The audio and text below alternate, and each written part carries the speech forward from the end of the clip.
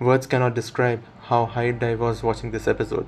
Not one, not two, not three, but we got four characters or moments in one episode. Hey guys, welcome back to Minx, and sorry for the absence last week. I did record for episode 43 but couldn't finish it, but yes, it was another amazing episode.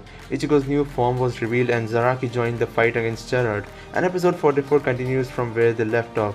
And in my opinion, it elevated the manga material so much. Bleach TYBW episode 44, The Perfect Crimson, is here. This episode had Kenpachi's Bankai, adult Hitsugaya, Gerard being impossible to kill again, and then Ichigo's Horn of Salvation actually doing something in the post-credit scene. That is a lot. The episode starts off with a new anime original scene at the Shinigami Research and Development Institute, and this was actually important because we see that the boundaries between the three worlds are starting to collapse, and the reason seems to be that Ukitake's power through Mimihage is weakening. So basically, while everyone is fighting in the war world, reality itself is falling apart in the background. And I like this addition because it reminds us that this is not just captains fighting the strong villains. We have done that before as well. This entire world system is breaking now. And then we jump straight into Gerard vs Kenpachi. And finally, after all these years, Kenpachi's Bankai is here. It was nice to see Yachiro again. And this form is exactly what Kenpachi's Bankai should be. So demonic. No complicated ability explanation, no elegant technique, no let me explain my domain expansion thing.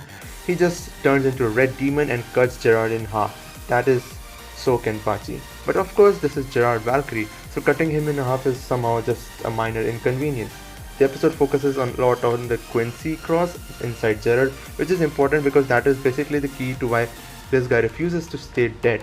And then the miracle activates again, he comes back, gets even bigger, and Kenpachi's own body starts breaking because his Bankai is way too broken and is too much to handle for him as well, which honestly fits him too. Kenpachi finally gets this insane power, but his body is basically like, sir, we did not sign up for this.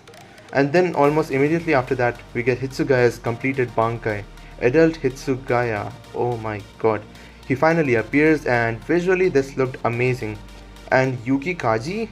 Oh my god, that was so good. Daiguren Hyorinmaru reaching its completed form is such a cool idea because the ice flowers behind him were always treated like a time limit. But the twist is that once they fully disappear, that is when his Bankai reaches its completed state.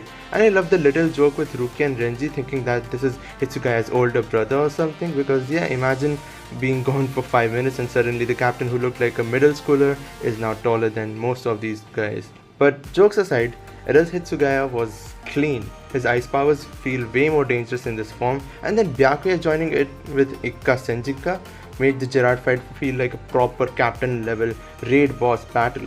But here is where I have mixed feelings because Kenpachi's Bankai and Hitsugaya's completed Bankai are both massive moments. Either one of these could have carried the entire episode, but episode 44 compiles all of this and puts everything in the same episode and still has time for Ichigo in the post-credit scene. So while the episode was very hyped, the pacing felt kind of scary. This is the same part of the manga that people already felt was rushed, so seeing the anime rush through so much material again in one episode is a little concerning. But at the same time, I think I get what they are doing. The anime seems to be clearing through the manga content quickly, so the final episodes can have much more anime original expansion for Ichigo, Yhwach, Uryu, Hashwal, and maybe even the ending itself.